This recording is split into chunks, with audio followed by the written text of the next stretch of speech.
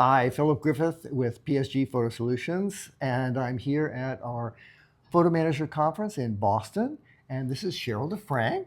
And Cheryl, where are you from? I'm from Bethesda, Maryland. Okay. And what's the name of your company? My Memory File. My Memory File. Great. And what's something that My Memory File did with a client this past year that made an impact on them, or there was an interesting project with their photos? Okay. I have a great project that I really enjoyed doing and was very meaningful for the client.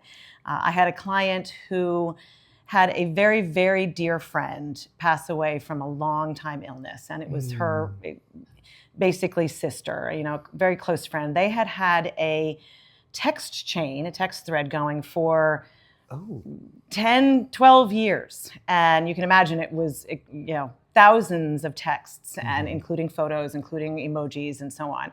And my client was terrified that she would lose this memory of this communication with her friend. And we had worked on a bunch of different projects, but this one in particular, we stopped everything because she was so literally terrified that something would happen to the phone and that it would get lost.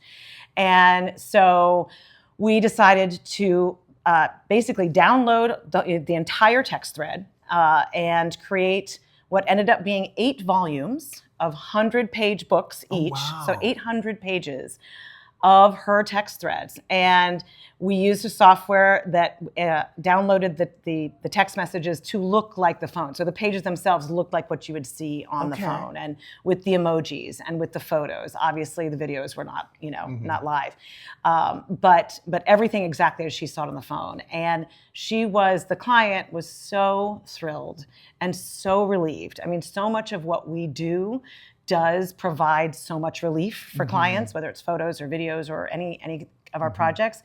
But she, was just to tears, really, because now she had these books and was, felt safe that her communication with her deceased friend was preserved. So that was very gratifying for me.